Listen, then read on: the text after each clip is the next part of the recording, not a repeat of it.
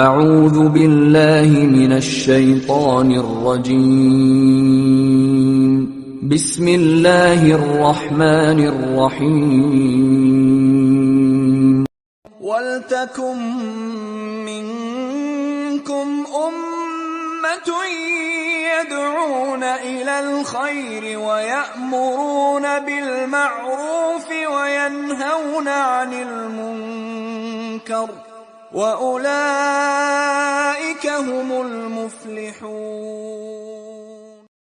الحمد لله نحمده ونستعينه ونستغفره ونعوذ بالله من شرور أنفسنا ومن سيئات أعمالنا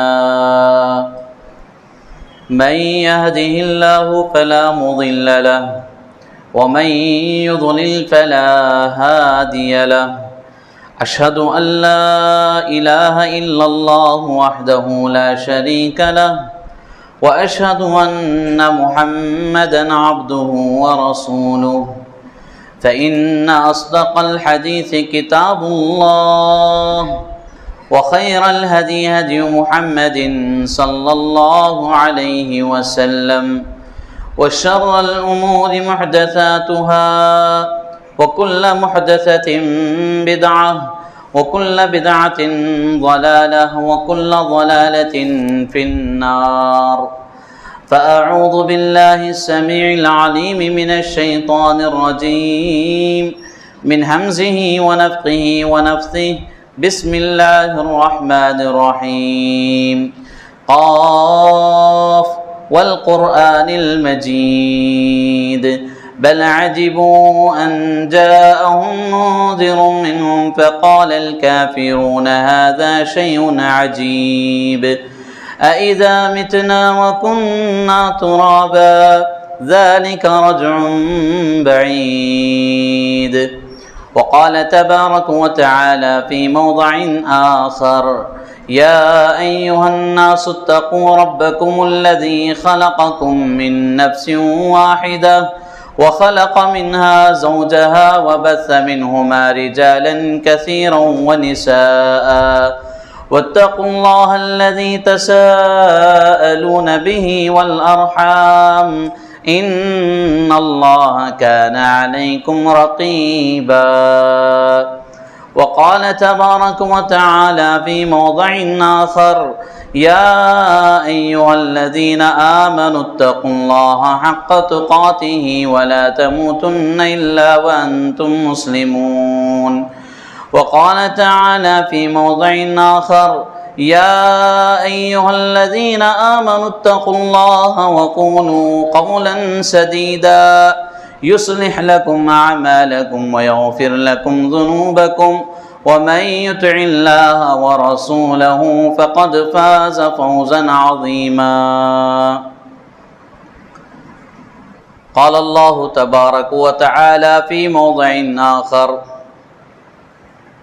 وَلِلَّهِ عَلَى النَّاسِ حِجُّ الْبَيْتِ مَنِ اسْتَطَاعَ إِلَيْهِ سَبِيلًا وَمَنْ كَفَرَ فَإِنَّ اللَّهَ غَنِيٌّ عَنِ الْعَالَمِينَ.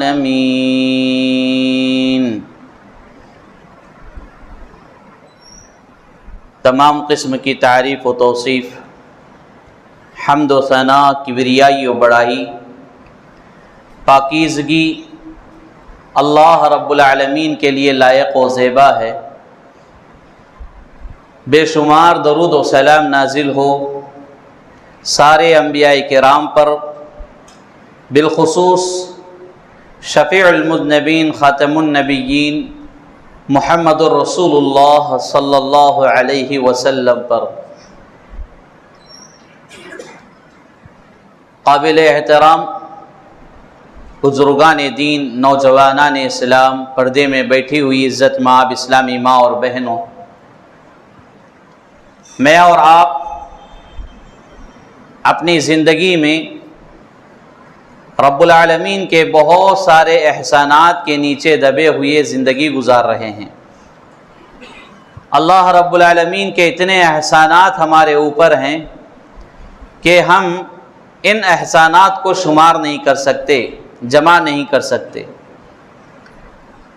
اللہ تبارک و تعالی ہماری پیدائش کا مقصد عبادت بتایا ہے.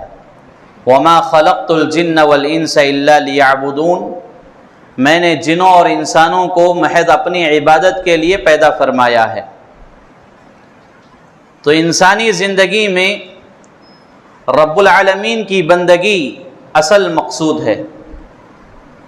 اللہ کی بندگی سے ہٹ کر اگر زندگی گزاری جائے تو وہ زندگی نہیں ہے، اور زندگی اسی وقت قابل قبول اور کامیاب ترین مانی جائے گی جس میں رب العالمین کی بندگی ہو، اور رب العالمین کی ہی بندگی ہونی چاہیے. اللہ کے علاوہ کسی اور کی عبادت، کسی اور پر بھروسہ، کسی اور پر توکل، کسی اور کے ساتھ خیر کی امیدیں، شر کی امیدیں نہیں ہونی چاہیے. بھروسے کا اور اسی طرح عبادتوں کا حقیقی معبود ایک ہے، وہ اللہ رب العالمین ہے. اللہ کے علاوہ کوئی اور نہیں ہے. جب اللہ تبارک و تعالی مجھے اور آپ کو اپنی عبادت کے لیے پیدا فرمایا ہے تو عبادت کے کچھ اقسام بھی اللہ تعالیٰ بیان کیا ہے. پیارے رسول صلی اللہ علیہ وسلم کے ذریعے شریعت مطہرہ میں عبادت کے اقسام کو واضح کر دیا گیا. عبادتوں میں بعض عبادتیں ایسی ہیں جن کا تعلق جسم سے ہے، بدن سے ہے. بعض عبادتیں ایسی ہیں جس کا تعلق مال سے ہے. بعض عبادتیں ایسی ہیں جس کا تعلق جسم اور مال دونوں سے ہے. جیسے جسم کا تعلق یعنی ایسی عبادتیں جو جسم سے کی جاتی ہیں، بدن سے کی جاتی ہیں، جیسے 5 وقتہ نماز ہے. نمازیں یہ بدنی عبادت ہے جس کے اندر آدمی آ کر قیام کرتا ہے، رکوع کرتا ہے، سجدہ کرتا ہے. یہ جو سارا معاملہ اٹھنا بیٹھنا جو انسان کرتا ہے یہ بدنی عبادت ہے. اور اسی طرح عبادتوں میں دوسری قسم مالی عبادت، جیسے زکوٰۃ ہے. زکوٰۃ میں مال سے اللہ رب العالمین کی عبادت کی جاتی ہے.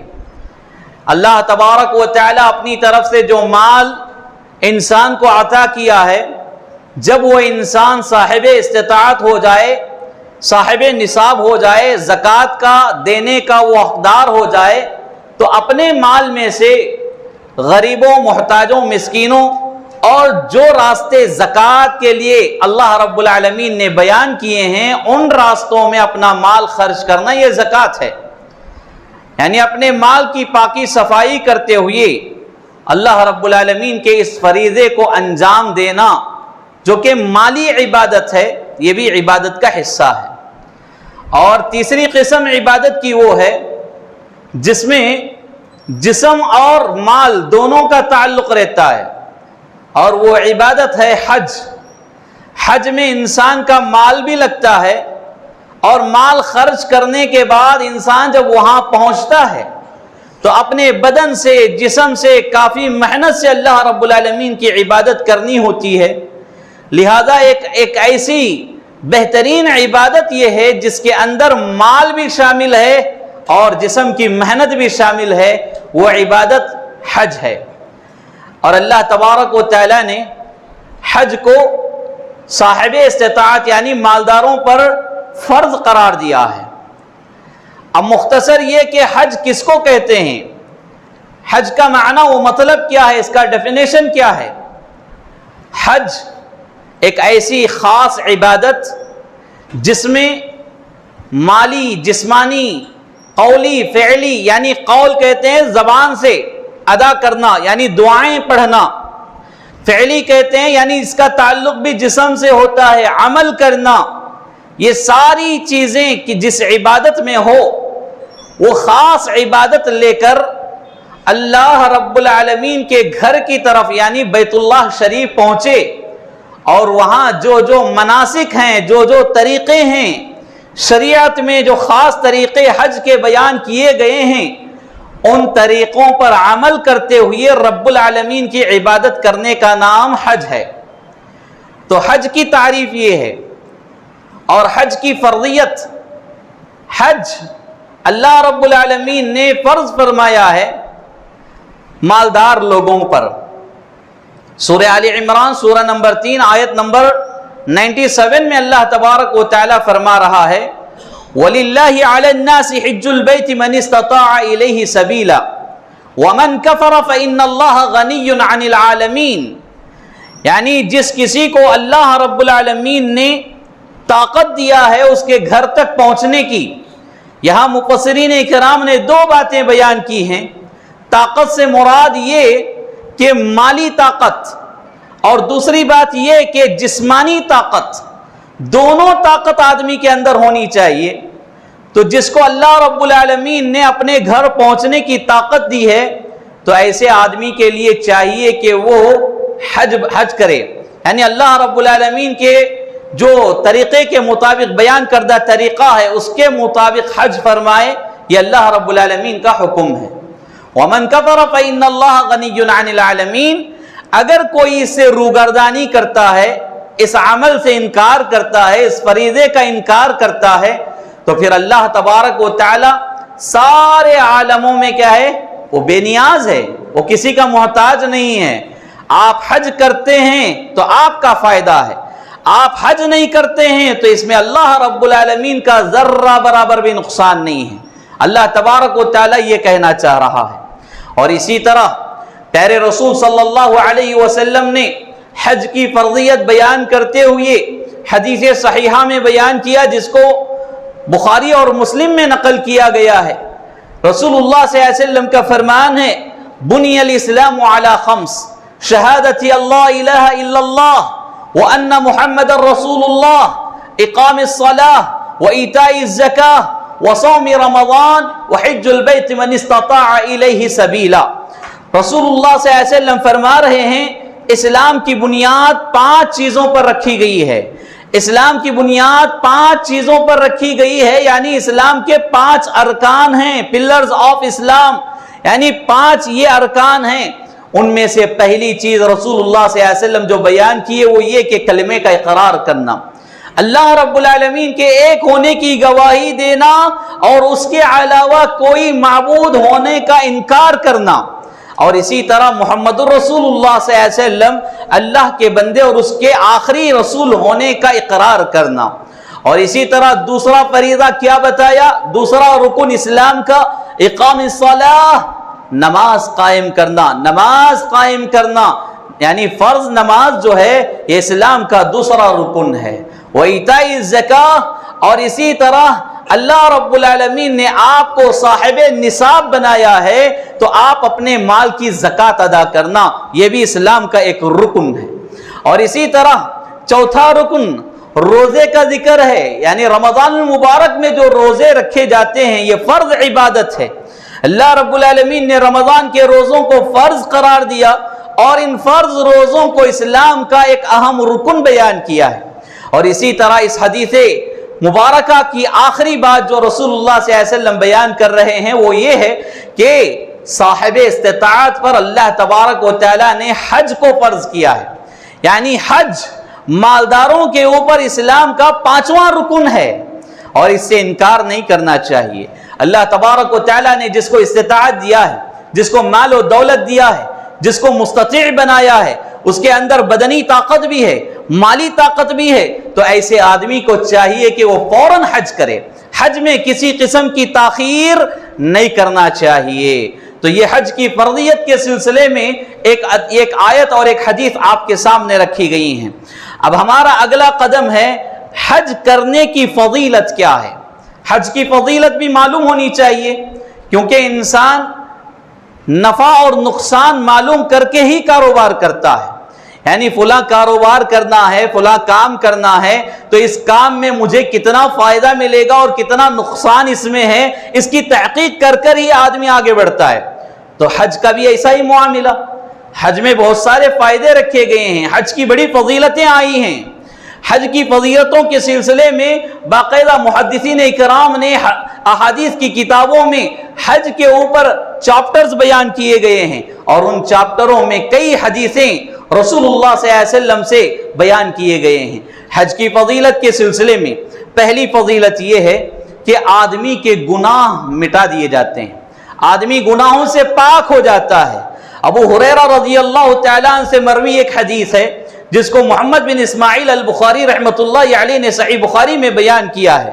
پیارے رسول صلی اللہ علیہ وسلم فرما رہے ہیں، من حج هذا البيت فلم يرفث ولم يفسق، یعنی جو آدمی اللہ رب العالمین کے گھر کا حج کرتا ہے، فلم يرفث ولم يفسق، اور کوئی بے حیائی والی فحش والی بات نہیں کرتا اور گناہ کا مرتکب نہیں ہوتا، رجع كيوم ولدته امه، کہ وہ ایسے ہی ہو جاتا ہے جیسے اس کی ماں نے اسے جنم دیا تھا۔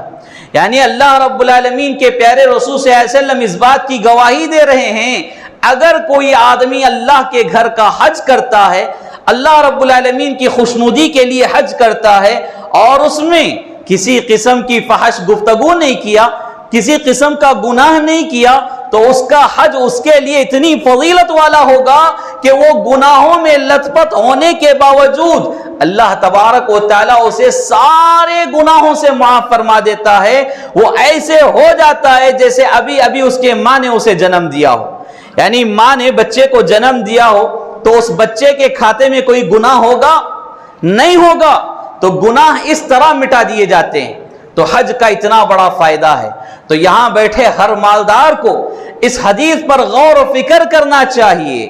ہم کتنے گناہ کر رہے ہیں، دن کے اجالے میں، رات کے اندھیرے میں، اکیلے میں، لوگوں میں گناہ ہی گناہ ہو رہے ہیں۔ ان گناہوں کی بخشش اگر چاہتے ہیں تو یہ اسلام کا بہترین رکن جو بیان کیا گیا ہے حج، اس کو انجام دیں اور گناہوں سے پاک ہو سکتے ہیں۔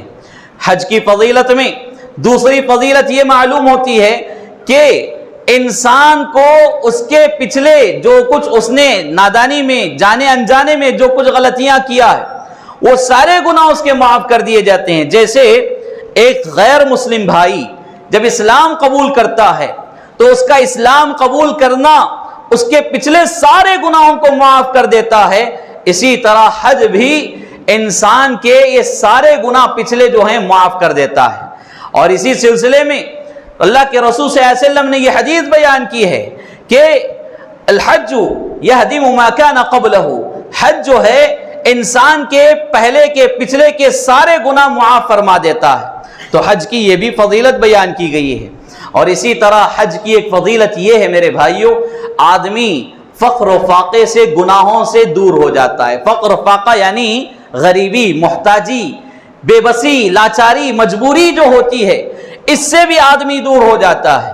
حضرت عمر رضی اللہ تعالیٰ عنہ سے ایک روایت ملتی ہے، ابن ماجہ کی صحیح روایت ہے، علامہ البانی رحمۃ اللہ علیہ نے اس حدیث کو صحیح بیان کیا ہے۔ اور حضرت عمر رضی اللہ تعالیٰ عنہ اس حدیث میں فرما رہے ہیں کہ پیارے رسول صلی اللہ علیہ وسلم نے فرمایا، عمرہ اور حج یہ ایسی عبادتیں ہیں کہ اس کو ایک بعد دیگرے کرتے رہیں، بار بار کرتے رہیں۔ یعنی اللہ رب العالمین نے جس کو یہ موقع دیا ہے ان کو چاہیے کہ یہ عبادتیں بار بار کریں۔ بار بار کرنے سے کیا فائدہ ہے، اس کی فضیلت کیا ہے؟ پیارے رسول صلی اللہ علیہ وسلم اس حدیث کے اگلے حصے میں بیان کر رہے ہیں کہ اگر ان عبادتوں کو بار بار کیا جاتا ہے تو آدمی فقر و فاقے سے اور گناہوں سے اسی طرح پاک ہو جاتا ہے جس طرح لوہے کی بھٹی آگ میں جو ہے لوہے کے میل کو دور کر دیتی ہے۔ یعنی لوہے کی بھٹی میں جب لوہا ڈالا جائے تو وہ جو آگ کی شدت ہوتی ہے، لوہے کے اوپر جو کچھ میل کچیل زنگ لگا ہوا رہتا ہے اس کو چھڑا دیتی ہے، اس کو پاک و صاف کر دیتی ہے۔ اسی طرح آدمی بار بار حج اور عمرہ اگر کرتا ہے تو وہ بھی اپنے فقر و فاقے سے، گناہوں سے اسی طرح پاک ہو جاتا ہے۔ تو میرے بھائیوں، حج کی فضیلت میں یہ ساری باتیں ہمیں معلوم ہو رہی ہیں، لہذا حج کی بڑی فضیلت بیان کی گئی ہے۔ اب دیکھیے، حج کے سلسلے میں یہ بنیادی باتیں ہمیں معلوم ہو رہی ہیں، تو انہی بنیادی باتوں میں سے ایک بات حج کے شرائط ہیں۔ حج کن کے اوپر فرض ہوگا؟ یعنی کچھ شرائط اسلام کے اندر بیان کیے گئے ہیں، یہ شرائط، یہ کنڈیشنز کسی آدمی کے اندر ہیں تو اس کے اوپر حج فرض ہوگا، اس کے اوپر حج فرض ہوگا۔ ان میں سب سے پہلی چیز کیا ہے؟ حج کے شرائط میں، حج کے فرض ہونے کے شرائط میں پہلی چیز ہے اسلام۔ آدمی مسلمان ہونا چاہیے، آدمی مسلمان ہونا چاہیے، تبھی کیا ہے وہ حج کر سکتا ہے۔ آدمی اسلام قبول کیے بغیر، یعنی غیر مسلم اگر حج کرتا ہے، پہلی بات تو غیر مسلم کے اوپر حج فرض نہیں ہے، اگر وہ کرتا بھی ہے تو اس کا حج قابل قبول نہیں ہے۔ اللہ رب العالمین غیر مسلم کا کوئی نیک عمل قبول نہیں کرتا، اسی طرح حج بھی ہے تو غیر مسلم کا حج قابل قبول نہیں ہے۔ تو حج کے لیے سب سے بنیادی شرط جو ہے وہ اسلام ہے، اور اسی طرح حج کے فرض ہونے کی دوسری شرط کیا ہے؟ دوسری شرط ہے بالغ ہونا، آدمی بالغ ہونا، سن شعور کو پہنچنا، یعنی عقل کو پہنچنا۔ اگر بچے ہیں ابھی بالغ ہونے سے پہلے جو چھوٹی عمر کے بچے ہوتے ہیں، ان کے اوپر حج فرض نہیں ہے، ان کے اوپر حج فرض نہیں ہے، ولو بالفرض ان کے والدین مالدار ہیں، صاحب استطاعت ہیں، امی اور ابا حج پر جا رہے ہیں، بچوں کو یہاں چھوڑ کر جانا مشکل ہے، یا پھر اپنی خواہش کے مطابق بچوں کو بھی ساتھ لے جا رہے ہیں، تو ایسے بچے جو ابھی بالغ نہیں ہوئے ہیں تو ان کا حج تو ہو جائے گا، لیکن یہ حج ان کے لیے نفلی حج ہوگا، یعنی فرضی حج نہیں ہوگا، نفلی حج ہوگا۔ اور ایسے بچوں کو جب بالغ ہو جاتے ہیں ان کے لیے حکم یہ ہے کہ وہ بالغ ہونے کے بعد اگر صاحب استطاعت ہیں، مالدار ہیں، تو پھر وہ اپنا فرض والا حج کرنا چاہیے۔ تو جو بچے چھوٹے ہوتے ہیں، بالغ نہیں ہوتے ہیں، ایسے بچے اگر حج کرتے ہیں تو ان کا حج کیا ہے؟ نفلی حج کہلائے گا۔ یعنی یہاں یہ بات معلوم ہوئی، حج کے فرض ہونے کے لیے دوسری شرط کیا ہے؟ بالغ ہونا ہے۔ مرد اور عورت کا، چھوٹے بچے جو ہوتے ہیں، لڑکی اور لڑکے دونوں کا بالغ ہونا چاہیے۔ اور اسی طرح حج کے فرض ہونے میں تیسری شرط کیا ہے؟ تیسری شرط ہے عقل کا ہونا، عقل مند ہونا۔ ایسا نہیں کہ پاگل آدمی ہے، مجنون آدمی ہے، یعنی پاگل آدمی کے اوپر حج فرض نہیں ہے۔ کیوں؟ اس لیے کہ رسول اللہ صلی اللہ علیہ وسلم نے فرمایا کہ ایک مجنون کے اوپر سے اللہ رب العالمین نے قلم کو اٹھا لیا ہے۔ قلم کو اٹھا لینے کا مطلب یہ ہے کہ اس کا کوئی گناہ لکھا نہیں جاتا۔ اللہ اکبر! یہ اسلام کی بڑی رحمدلی دیکھیے، اللہ رب العالمین نے پاگلوں کے ساتھ، یعنی جو عقل کے فطور، عقل کا جو فطور ہوتا ہے، عقل کی کمزوری ہوتی ہے، ایسے لوگوں کے ساتھ رحم و کرم کا معاملہ فرمایا۔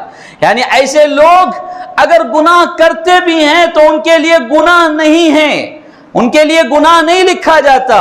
اور ایسا ہی ایک آدمی جو سو گیا، نیند میں اس سے کوئی غلط کام ہو گیا، تو سوئے ہوئے آدمی پر بھی اللہ رب العالمین نے اپنا قلم اٹھا لیا ہے۔ کیا مطلب؟ سویا ہوا آدمی اگر کوئی غلطی اس سے ہو جا رہی ہے تو وہ غلطی اس کے کھاتے میں لکھی نہیں جاتی۔ یہ اسلام کی رحم دلی ہے۔ اور اس سے بڑی دلیل کیا ہونا چاہیے اسلام کے مشفق ہونے پر، اسلام کے ہمدرد ہونے پر، اور اسلام میں کتنی رحم والی باتیں بیان کی گئی ہیں۔ دیکھیے، غور کیجئے، پاگل کے اوپر حج فرض نہیں ہے، اگر وہ پاگل آدمی مالدار بھی کیوں نہ ہو، اس کے پاس جائیداد ہی کیوں نہ ہو، کروڑ پتی کیوں نہ ہو، اگر آدمی عقل سے یعنی غافل ہے، عقل اس سے چھین لی گئی ہے، تو ایسے آدمی پر حج فرض نہیں ہے۔ کیوں؟ اس لیے کہ رسول اللہ صلی اللہ علیہ وسلم کی یہ حدیث آپ کے سامنے ہے۔ اور اسی طرح حج کے فرض ہونے کے سلسلے میں چوتھی جو شرط بیان کی گئی ہے وہ ہے مال کا ہونا، مالدار آدمی ہونا چاہیے۔ اگر مالدار نہیں ہے تو پھر وہ کیسے پہنچے گا؟ کیسے پہنچے گا؟ اللہ رب العالمین کے گھر کی طرف پہنچنے کے لیے مال کی ضرورت ہوتی ہے، لہذا مالدار آدمی کا ہونا ضروری ہے، یہ شرط ہے۔ اور اس میں ایک چیز یہ بھی بیان کی گئی ہے، مالداری کے ساتھ ساتھ آدمی کے اندر صحت بھی ہونا چاہیے، یعنی بدنی طاقت بھی ہو، مالی طاقت بھی ہو۔ اسلام کے حج کے فرض ہونے کے سلسلے میں یہ چوتھی شرط ہے کہ آدمی کے پاس مال بھی ہونا چاہیے اور بدن بھی ہونا چاہیے۔ یہاں ایک مسئلہ معلوم ہو رہا ہے، مسئلہ یہ ہے کہ ہم میں بہت سارے لوگ، ہمارے ملک عزیز میں، پڑوسی ملک میں بہت سارے اس طرح کے خیالات والے ملتے ہیں، میں ابھی تو جوان ہوں، میری عمر ابھی زیادہ ہے، میں ابھی زیادہ جینے والا ہوں، یہ سوچ کر حج فرض بھی ہو جائے تو حج نہیں کرتے ہیں۔ اچھے جوان لوگ رہتے ہیں، اللہ رب العالمین نے انہیں مال بھی دیا ہے اور انہیں صحت بھی دیا ہے، اس کے باوجود لوگ حج نہیں کرتے ہیں۔ کیوں؟ حج میں تاخیر کرتے رہتے ہیں۔ ابھی کیا ہے، میری عمر بہت ہے، میں جب بوڑھا ہو جاؤں گا تو حج کر لوں گا، یہاں بعض لوگ عقل کے گھوڑے یہ دوڑاتے ہیں کہ ابھی حج کر لوں گا تو حج سے آنے کے بعد گناہوں سے بچنا پڑے گا، حج سے آنے کے بعد گناہوں کی طرف جانا نہیں پڑے گا، اور مجھے کیا ہے اور بھی دنیا کمانا ہے اور گناہ کرنا ہے، اور بہت سارے گناہ کر کے بعد میں حج کر لیں گے۔ بلی کے بارے میں مشہور ہے نا، 100 چوہے کھا کر بلی حج کو چلی، یہی قصہ ہمارے لوگوں کے اندر پیدا ہو گیا ہے۔ اللہ رب العالمین مال دینے کے باوجود، صحت دینے کے باوجود لوگ حج نہیں کرتے ہیں، اور سوچتے ہیں کہ حج جو ہے بزرگ ہونے والی عبادت ہے، بزرگ ہونے کے بعد کی جانے والی عبادت ہے۔ غلط خیال ہے، اسلام نے اس خیال کی تردید بیان کی ہے، اور اللہ کے رسول صلی اللہ علیہ وسلم نے فرمایا من اراد الحج فلیتعجل، جو شخص حج کا ارادہ کرتا ہے اس کو چاہیے کہ وہ جلدی سے کام کرے، جلدی سے حج کرے، حج کے معاملے میں تاخیر نہ کرے۔ پیارے رسول صلی اللہ علیہ وسلم نے بھی اپنی زندگی میں، اپنی حیات طیبہ میں، جب اللہ رب العالمین نے حج فرض کر دیا تو فوراً اللہ کے رسول صلی اللہ علیہ وسلم نے حج کا فریضہ انجام دیا۔ اللہ کے رسول صلی اللہ علیہ وسلم انتظار نہیں کیے، مجھے ابھی دعوت و تبلیغ کا کام کرنا ہے، مجھے ابھی محنت و مشقت کرنا ہے، مجھے ابھی کئی لوگوں کو اسلام کی طرف بلانا ہے۔ اللہ کے رسول صلی اللہ علیہ وسلم نے اس طرح کا خیال نہیں لایا، جبکہ ہم لوگ یہ باتیں نہیں سوچتے، دنیاوی باتیں سوچتے ہیں، مجھے ابھی دنیا کمانا ہے، مجھے ابھی فلاں کام کرنا ہے، مجھے ابھی فلاں پراپرٹی جمانا ہے، مجھے فلاں کا پلاٹ خریدنا ہے، فلاں کی جگہ لینی ہے، یہ سارے پلانز ہمیں بناتے ہیں، حج کا خیال نہیں کرتے۔ نہیں میرے بھائیو، اللہ رب العالمین نے اگر مال دیا ہے، صحت دیا ہے تو حج فوراً کر لینا چاہیے۔ حج کے فرض ہونے کے سلسلے میں آخری اور 5ویں شرط آزادی، یعنی آدمی غلام نہیں ہونا چاہیے، آزاد ہونا چاہیے۔ اب یہ تو ہمارے درمیان یہ مسئلہ نہیں ہے، لیکن رسول اللہ صلی اللہ علیہ وسلم کے زمانے میں اور بعد کے ادوار میں یہ معاملہ تھا کہ بعض لوگ غلامی میں رہا کرتے تھے، یعنی اپنے آقا کے نیچے کام کیا کرتے تھے، آقا کی ملکیت میں رہا کرتے تھے، تو غلام کے اوپر حج فرض نہیں ہے، غلام کے اوپر بھی حج فرض نہیں ہے۔ آدمی غلامی سے آزادی کی طرف آئے، پھر اس کے بعد اس کے پاس مال جمع ہو جائے اور اس کے پاس بدنی طاقت ہو تو پھر ایسے آدمی کے اوپر حج فرض ہو جائے گا۔ تو میرے بھائیو، یہ 5 بنیادی شرائط حج کے فرض ہونے کے لیے بیان کیے گئے ہیں۔ اب ان شرائط کے سلسلے میں ایک اہم بات یہ ہے کہ ہمارے درمیان، ہمارے معاشرے میں بعض ایسے شرائط لوگ اپنی طرف سے بنا لیے ہیں جو شریعت کا حصہ نہیں ہیں، جو شریعت کا حصہ نہیں ہیں، اور لوگ اس کو کیا ہے، شرائط یعنی شرطوں میں سے بیان کرتے ہیں۔ لوگ یہ سمجھتے ہیں کہ اسلام میں جو شرطیں بیان کی گئی ہیں حج کے فرض ہونے کے، اس کے علاوہ اور بھی شرائط ہیں جو اپنے طرف سے لوگ بنا لیے ہیں، اور وہ غلط شرائط ہیں۔ ان شرائط کا اسلام میں کوئی دخل نہیں ہے۔ وہ کیا شرائط ہیں، مختصراً آپ کے سامنے میں رکھنے کی کوشش کروں گا۔ معاشرے کے اندر جو مشہور شرائط ہیں جس کو لوگوں نے اپنے طرف سے بنا لیا ہے، ان میں پہلی شرط ہے حج کے لیے نکلنے سے پہلے عقیقہ کرنا۔ لوگ یہ سمجھتے ہیں حج کو جانے سے پہلے عقیقہ کرنا چاہیے۔ ہاں، عقیقہ کرنا چاہیے، عقیقہ سنت ہے، عقیقہ کیجئے، لیکن لوگ عقیقے کو حج کے شرائط میں سے بیان کرتے ہیں۔ حج کے شرائط میں عقیقہ نہیں ہے۔ اگر کوئی آدمی اپنا عقیقہ کیے بغیر حج پر چلا جائے تو اس کا حج قابل قبول ہے، اس کا حج قبول ہو جاتا ہے۔ اور یہاں پر عقیقے کے نام پر لوگ ایسے ایسے ستم ڈھاتے ہیں کہ اتنی بدعات و خرافات کام یہاں کرتے ہیں، پھر اس کے بعد حج کو جاتے ہیں۔ تو یہ غلط طریقہ ہے۔ پہلا جو لوگوں کے ذہنوں میں یہ تصور بیٹھا ہوا ہے یہی غلط ہے کہ حج کو جانے کے لیے عقیقہ کرنا ضروری ہے۔ عقیقہ حج کے شرطوں میں سے نہیں ہے میرے بھائیوں۔ اور یہاں ہمارے پاس بہت سارے لوگوں کو دیکھا جاتا ہے کہ حج جیسے ہی کنفرم ہو گیا، ٹکٹ کنفرم ہو گیا اور تاریخ پکی ہو گئی تو فوراً کیا ہے، بکرے لے کر آتے ہیں اور عقیقہ کرتے ہیں، خاندان کے لوگوں کو بلاتے ہیں۔ جبکہ عقیقے میں زیادہ مساکین کا خیال کرنا چاہیے، محتاجوں کا خیال کرنا چاہیے، لیکن ہماری عقیقے کی دعوتیں کیسی ہوتی ہیں، 1-2 مسکین بھی نظر نہیں آتے ہمارے عقیقے میں۔ اور ہمارے عقیقے میں ہمارے خاندان کی جو عورتیں ماشاءاللہ کئی اشرفیوں کا سونا پہن کر عقیقہ کھانے آ جا رہے ہیں۔ یہ بات میں یہ کہنا نہیں چاہ رہا ہوں کہ عقیقے میں رشتہ داروں کا حصہ نہیں ہے، رشتہ داروں کا حصہ ہے، لیکن پہلے مساکین کا حصہ ہے، پہلے غربا کا حصہ ہے، مسکینوں، محتاجوں، یتیموں کا خیال کرنا ہے، پھر اس کے بعد اپنے رشتہ داروں کا خیال کیا جا سکتا ہے۔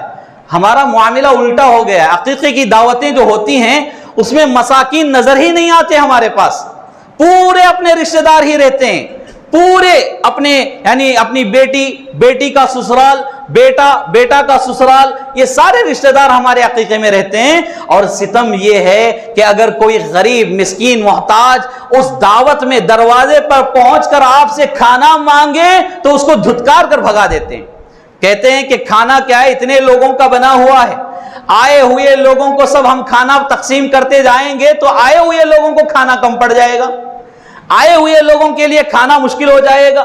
تو میرے بھائیو، یہ جو ہم طریقہ بنائے ہیں غلط طریقہ ہے، اسلام میں اس طریقے کا کوئی عمل نہیں ہے، کوئی ثبوت نہیں ہے۔ لہذا حج کو جانے سے پہلے عقیقہ کرنا یہ حج کے شرائط میں سے نہیں ہے۔ اور اسی طرح لوگوں کی طرف سے جو غلط شرائط بنا لیے گئے ہیں ان میں دوسری شرط، حج کو جانے سے پہلے لوگ ماں سے دودھ بخشوا لیتے ہیں، بچپن میں ماں کا دودھ پیے رہتے ہیں، اور ماں کا یہ فریضہ ہے کہ ماں بچے کو دودھ پلائے، اور بچے کو اللہ رب العالمین نے ماں کے دودھ میں بڑی طاقت رکھا ہے۔ اب یہاں مسئلہ یہ ہے کہ لوگ اپنی طرف سے یہ شرط بنا لیے ہیں کہ حج کو جانے سے پہلے ماں کا دودھ بخشوا لیتے ہیں، ماں کے پاس جاتے ہیں، بیٹھتے ہیں، اس کے طریقے الگ الگ ہیں، الگ الگ مقامات پر الگ الگ طریقوں سے ماں کا دودھ بخشوایا جا رہا ہے۔ یہ ہمارے پاس ایک رسم چل پڑی ہے، اللہ معاف فرمائے۔ ان رسموں کے پیچھے ہم اپنی عبادتوں والی زندگی سے غافل اور سست ہوتے جا رہے ہیں۔ یعنی مثال کے طور پر ہم سمجھیں گے، بڑی اچھی مثال ہے، سمجھ میں بھی بات آ سکتی ہے۔ شادی ہو رہی ہے، شادی میں آدمی مہر لکھایا، بیوی کو مہر دینا بیوی کا حق ہے، اور اس حق میں کسی قسم کا ہم کیا ہے الٹ پھیر نہیں کر سکتے، ہیرا پھیری نہیں کر سکتے۔ لوگ بڑے شان سے مہر لکھواتے ہیں، لکھ لو مولانا 11,000 روپے، لکھ لو مولانا 21,000 روپے، یعنی بڑی شان سے بڑی بڑی رقم لکھا دیتے ہیں۔ لیکن کیا بھائی یہ نقد مہر دے رہے ہیں؟ تو کہہ رہے ہیں کہ نہیں، نقد نہیں، بعد میں دے دیتا ہوں، اب زندگی بھر کیا ہے بیوی کے ساتھ رہنا ہے تو زندگی میں کبھی بھی دے لوں گا۔ تو یہ کہہ کر لوگ آگے بڑھ جاتے ہیں، اور شادی بھی ہو گئی، ولیمہ بھی ہو گیا، سب ہو گیا، بچے بھی ہو گئے، لیکن ابھی تک بیوی کا مہر ادا نہیں ہوا، بیوی کا مہر ادا نہیں ہوا۔ یہاں جتنے لوگ بیٹھے ہیں جو اپنی بیوی کا مہر نہیں دیے ہیں، اللہ کے لیے فوراً جمعہ کے بعد اس کی تیاری کر لیں، جمعہ کے فوراً بعد آپ اپنے بیویوں کو مہر دیں۔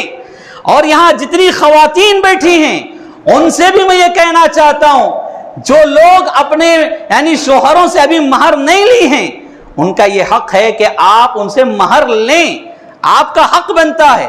اور یہ پیار و محبت کے مسئلے میں ہم ایک بدعت اور خرافاتی رسم کی طرف جا رہے ہیں۔ وہ کیا ہے؟ آدمی کے بچے ہو گئے، بچے بڑے بھی ہو گئے، بچے کی شادیاں بھی ہو گئے، لیکن ابھی مہر ادا نہیں ہوا۔ یہ عورت نانی بھی بن گئی، دادی بھی بن گئی، ابھی مہر ادا نہیں ہوا۔ اب بعد میں یہ حضرت کا انتقال ہو جاتا ہے، انتقال ہو گیا، اور مشہور یہ ہے کہ ابا امی کا مہر نہیں دیے ہیں، ابا امی کا مہر ادا نہیں کیے ہیں۔ تو اب وہاں سے ہمارے ایک مفتی صاحب آ جاتے ہیں، میت کو کیا ہے پورا غسل وغیرہ دینے کے بعد، اس کو کفنانے کے بعد، کفن پہنانے کے بعد میت رکھی رہتی ہے، اس وقت کیا ہے میت کی بیوی کو بلایا جاتا ہے، اور مفتی صاحب نصیحت کرتے ہیں کہ دیکھو ماں کیا کی مجبوری میں، پریشانی میں انہوں مہر نہیں دیے، اب آپ کی ذمہ داری بنتی ہے کہ ان کا مہر معاف کرنا چاہیے۔ اگر آپ ان کا مہر معاف نہیں کریں گے تو پھر کیا ہے آپ بیوی ہونے کا فریضہ نہیں نبھائیں، بیوی اتنی تو بھی قربانی دینا ہے، تمہارے شوہر ہے، اب انتقال ہو گئے ہیں تو تمہیں کو معاف کرنا پڑے گا۔ اس طرح کہہ کر بعض ہمارے لوگ، اس میں مفتی حضرات بھی ہیں اور بعض ایسے لوگ جو جنازے کے مسائل انجام دیتے ہیں، جنازے کو غسل دینا، کفنانا جو کام کرتے ہیں، وہ لوگ بھی اس میں شامل ہیں۔ یہ لوگ باقاعدہ اپنے جیب سے نہیں، بازو کھڑے ہوئے لوگ رہتے ہیں، ان میں سے کسی کے پاس 100 روپیے، 200 روپیے، 50 روپیے کی نوٹ لے کر اس خاتون کے ہاتھ میں رکھ کر کچھ کلمات کہنے کا حکم دیتے ہیں۔ یعنی کلمات جیسے نماز کے لیے نیت بنائی گئی، وضو کے لیے اور اسی طرح افطار کے لیے نیت اپنی طرف سے بنائی گئی، اس طرح مہر معاف کروانے کی بھی نیت بنائی گئی، مہر معاف کرنے کے الفاظ بنائے گئے، بولو، یعنی مفتی صاحب جیسے جیسے بولتے ہیں وہ خاتون ویسے ویسے بول کر مہر معاف کر دیتی ہے۔ تو یہ مہر بخشوانے کا جو طریقہ ہے، اسی کے اوپر عمل کرتے ہوئے لوگ ماں کا دودھ بخشوانے کی کوشش کرتے ہیں حج کو جانے سے پہلے، جو کہ اسلام کا حصہ نہیں ہے۔ اور اسی طرح کے بدعات و خرافات اور رسم و رواج سے ہی ہم اسلام کے اوپر کیچڑ اچھاڑ رہے ہیں، اور اپنے آپ کو کیا کہہ رہے ہیں؟ مسلمان کہہ رہے ہیں، نبی صلی اللہ علیہ وسلم کا کلمہ پڑھنے والا کہہ رہے ہیں، جبکہ یہ رسم و رواج نہ رسول صلی اللہ علیہ وسلم نے بیان کیا، نہ صحابہ میں سے کسی نے عمل کیا۔ ماں کا دودھ بخشوائے گا تو؟ اتنی حیثیت ہے تجھ میں؟ ماں اپنا خون دودھ کی شکل میں پلاتی ہے تجھے، معلوم؟ ماں اپنا خون دودھ کا شکل دے کر اللہ رب العالمین کے حکم سے پلاتی ہے۔ تو جو حج کو جا رہا ہے، یہ سارا پیسہ اور تیری جو یہاں پراپرٹی ہے، یہ ساری پراپرٹی، یہ ساری جائیداد، تیرا ایک ایک پائی کا ایک ایک روپیہ بھی تو جمع کر کے ماں کے دودھ کا ایک قطرے کا حق ادا نہیں کر سکتا، اور تو کہہ رہے کہ ماں کا دودھ بخشوائے گا؟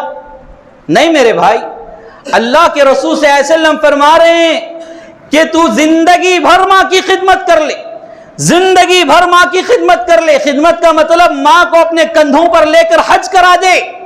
ایک صحابی رسول صلی اللہ علیہ وسلم آ کر یہی سوال کرنے لگے، اللہ کے رسول صلی اللہ علیہ وسلم، میں اپنی بوڑھی کمزور ماں کو اپنے کندھوں پر بٹھا کر حج کیا، اس کا حج کروایا، تو کیا میں نے میری ماں کا حق ادا کیا ہے جس کو مجھے ماں نے جنم دیا؟ اللہ کے رسول صلی اللہ علیہ وسلم نے کہا کہ نہیں، آپ میں سے جو لوگ عمرے کے لیے گئے ہیں، حج کے لیے گئے ہیں، آپ وہاں کا معاملہ دیکھے ہوں گے، گرمی کی سختی، گرمی کی تپش، اور کتنی دور دور تک چلنا پڑتا ہے۔ آپ کو معلوم ہوگا ایک بیٹا اپنی کمزور بوڑھی ماں کو اپنے کندھوں پر اٹھا کر حج کروایا، یہ کوئی معمولی خدمت نہیں ہے، بہت بڑی خدمت ہے۔ ہمارے 7 سال 8 سال کے بچے کو ہم گود میں لینا چھوڑ دیتے ہیں، یہ بچہ جب تک 3 سال کا رہے گا تب تک ہم ہاتھ میں اٹھائیں گے، اس کے بعد نہیں اٹھائیں گے۔ کیوں؟ بچہ وزن بڑھ گیا ہے، بچے کا ویٹ بڑھ گیا ہے۔ اب ماں کا وزن، یہ بھی تو وزن ہے، اس وزن کو اٹھا کر اس صحابی نے حج فرمایا، ماں کو حج کروایا۔ اللہ کے رسول صلی اللہ علیہ وسلم سے سوال کرنے پر اللہ کے رسول صلی اللہ علیہ وسلم نے جواب میں کیا بیان کیا آپ جانتے ہیں؟ اللہ کے رسول صلی اللہ علیہ وسلم نے فرمایا، تم ماں کا حج تو کروایا ہے، لیکن جس وقت تجھے تیری ماں نے جنم دیا تھا، جو درد اسے محسوس ہوا تھا، اس درد میں تیری ماں نے جو آہ کی ہچکی بھری تھی، اس ہچکی کا بھی تو نے حق ادا نہیں کیا ہے۔ اللہ اکبر۔ یہ مائیں ہوتی ہیں جن کی بڑی قربانیاں ہوتی ہیں، مائیں ہوتی ہیں جو بچوں کو اپنے پیٹ سے حفاظت میں رکھتی ہیں اور باہر آنے کے بعد بھی ان کی حفاظت کرتی ہیں، وہ کھائے یا نہ کھائے اپنے بچے کے دودھ کا انتظام کرتی ہیں، وہ پیے نہ پیے اپنے بچے کو جگر کے گوشے سے لگا کر دودھ پلاتی ہیں، اور یہ مائیں ہی ہیں جو اپنے خون کو دودھ کا شکل دے کر بچوں کو سیراب کرتی ہیں، ان کا پیٹ بھرواتی ہیں۔ اور اب اللہ تعالیٰ تجھے 4 کوٹے سکے کیا دے دیا، تو ماں کا دودھ بخشوانے چلا گیا؟ نہیں ہوگا، ماں کا دودھ اس طرح بخشوایا نہیں جا سکتا۔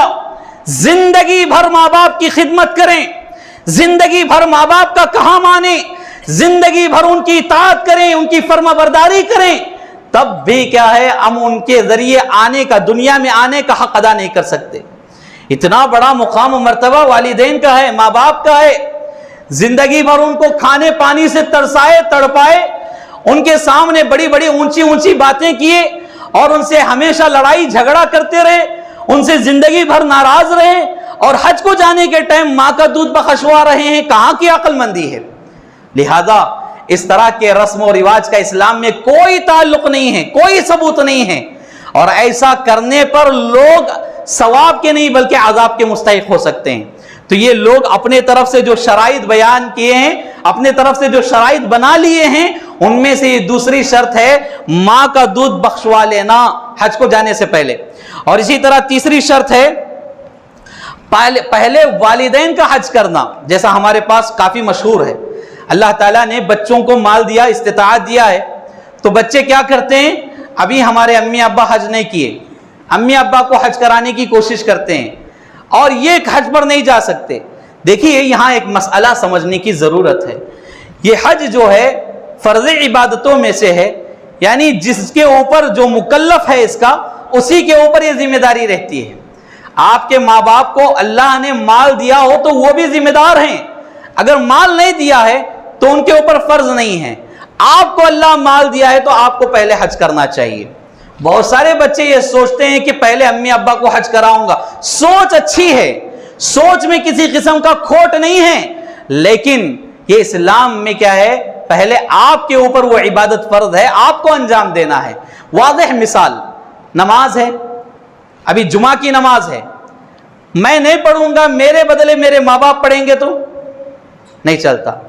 اور اسی طرح زکوٰۃ ہے، زکوٰۃ میرے اوپر واجب ہے یا میرے بیوی کے اوپر واجب ہے، اور اس کو لے کر میں ماں باپ کی طرف سے ادا کروں تو، جبکہ ماں باپ صاحب زکوٰۃ نہیں ہیں، ان کے اوپر زکوٰۃ واجب نہیں ہے، پھر ان کی طرف سے اگر ادا کیا جا رہا ہے، یعنی جو عبادت جس کے لیے ہے پہلے وہ نبھانا چاہیے۔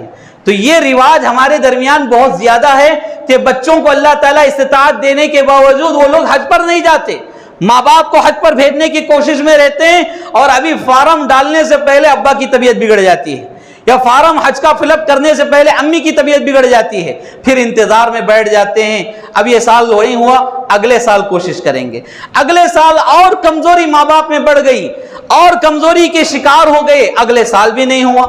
اس کے بعد پھر کیا ہوتا ہے، ماں باپ میں سے کوئی انتقال ہو جاتے ہیں، باپ کا انتقال ہو گیا، اب ماں اکیلی ہے بوڑھی، تو ماں کو اپنے ساتھ لے جانے کا مسئلہ رہتا ہے، یعنی بچے خود اپنے اوپر اس طرح کی پریشانیاں لا لیتے ہیں۔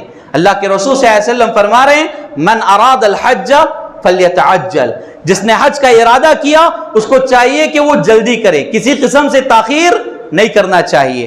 تو یہ جو مسئلہ ہے ماں باپ کو حج کرانے کا مسئلہ اور ہم خود حج نہیں کرنے کا مسئلہ، یہ شرائط میں سے نہیں ہے، شرائط میں سے، حج کے فرض ہونے کے شرائط میں سے نہیں ہیں۔ اسی طرح چوتھا مسئلہ، چوتھی شرط لوگوں نے جو بنا لی ہے وہ یہ ہے کہ گھر کے بڑے لوگ پہلے حج کریں گے، بعد میں چھوٹے کریں گے۔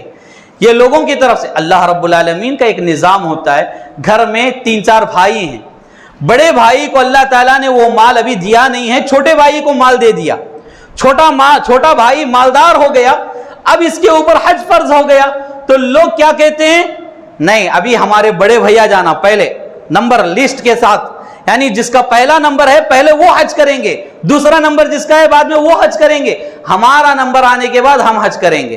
اور ہمارے گھروں میں اس طرح کا نظام بھی بنا لیے ہیں لوگ، باقاعدہ چھوٹا بیٹا چھوٹی بہو عمرے کے لیے حج کے لیے جائیں تو کیا ہے، گھر میں باقاعدہ ناراض ہو جاتے ہیں، پہلے کیا ہے بڑے بھائی بھابھی کو چھوڑ کر یہ جا کر آ گئے، یہ کیا طریقہ ہے، یہ پیار و محبت کی دلیل ہے، اس طرح کی باتیں لے کر گھروں میں ناراضگیاں اختلافات بڑھ جاتے ہیں۔ نہیں، اسلام کا یہ طریقہ نہیں ہے، بلکہ اسلام میں تو یہ بیان کیا گیا ہے جو صاحب استطاعت ہے پہلی فرصت میں وہ حج کرے، بڑوں کا یہاں مسئلہ نہیں ہے، کیونکہ آپ اگر مستطیع ہونے کے باوجود حج نہیں کریں گے، اللہ کے پاس آپ سے سوال کیا جائے گا، آپ کے بڑے بھائی سے نہیں۔ آپ کے بڑے بھائی آ کر آپ کے سوال کا جواب نہیں دیں گے، بلکہ آپ کے سوال کا جواب آپ کو ہی دینا پڑے گا۔ تو یہ جو شرط بنا لی گئی ہے یہ بھی اسلام کے اندر اس کا کوئی تعلق نہیں ہے۔ پانچویں شرط جو لوگوں نے بنا لی ہے وہ یہ کہ والدین کی اجازت، ماں باپ کی اجازت کے بغیر حج پر نہیں جانا سوچتے ہیں لوگ، اچھی بات ہے، ماں باپ کی اجازت کے بغیر کوئی کام نہیں کرنا چاہیے، ان کی اجازت لے کر ہی کرنا چاہیے، لیکن رسول اللہ صلی اللہ علیہ وسلم نے ایک حدیث میں یہ بھی بیان کیا ہے، اگر ماں باپ آپ کو شریعت کے خلاف کوئی حکم دیتے ہیں تو ایسی صورت میں ماں باپ کی نہیں مانیں گے۔ آپ کو اللہ نے مال دیا، آپ مستطیع ہو گئے، صاحب نصاب ہو گئے، آپ پر حج فرض ہو گیا، اگر ماں باپ نہیں بیٹے جانا نہیں، رک جاؤ اگر کہہ رہے ہیں تو نہیں سنیں گے، آپ فوراً حج کا فریضہ انجام دیں گے، کیونکہ یہ فرض ہے آپ کے اوپر۔ لا طاعت لمخلوق فی معصیت الخالق، اللہ رب العالمین کی نافرمانی میں مخلوق کی فرما برداری نہیں کی جائے گی، یعنی اللہ نے جو مخلوق پیدا کیا ہے اس کو خوش کرنے کے لیے اللہ کو ناراض نہیں کر سکتے، لہذا آپ کے اوپر فرض ہے ماں باپ کو سنائیں، ان کی اجازت لیں. اور میں سمجھتا ہوں بہت سارے ماں باپ خوش ہوتے ہیں اپنے بچے حج کو جا رہے ہیں تو، اور دعائیں دیتے ہیں باقاعدہ. لہذا ماں باپ کی اجازت لے کر جانا ہے، لیکن اگر روکتے ہیں تو تب کیا ہے، آپ ان سے اجازت نہیں لے سکتے. یعنی آپ کو شریعت سے روک رہے ہیں تو یہ بات مناسب نہیں ہے. اور اسی طرح ایک اہم مسئلہ ہے، لوگ یہ باتیں تو اپنی طرف سے، یعنی 5 یہ شرائط لوگ اپنی طرف سے بنائے ہیں. اب اس کے بعد بعض چیزیں لوگ بہانہ بناتے ہیں، حج کو جانے پر وقت آیا تو بہانہ بناتے ہیں. یہ آخری پوائنٹ ہے، لوگ بہانہ بناتے ہیں. کیا بہانہ بناتے ہیں؟ جب حج کو جانے کی بات آئی تو کہتے ہیں کہ نہیں بھائی بیٹی کی شادی کرنا ہے، بیٹی کی شادی کرنا ہے. دوسرا بہانہ گھر بنانا ہے. تیسرا بہانہ ابھی بچے چھوٹے ہیں. چوتھا بہانہ یہ کہ ابھی کیا ہے، میں ابھی جوان ہوں، ابھی وقت بہت لمبا ہے میرا، میں کبھی بھی جا سکتا ہوں بڑی عمر میں. اس طرح کے بہانے بنا کر لوگ حج جیسے فریضے سے دور ہوتے جا رہے ہیں. اور بعض لوگ تو جن کا تعلق اسلام سے دور دور تک نہیں ہے، ایسے لوگ حج کو حج سمجھتے ہی نہیں ہیں، ان کے پاس اس کی کوئی اہمیت ہی نہیں ہے.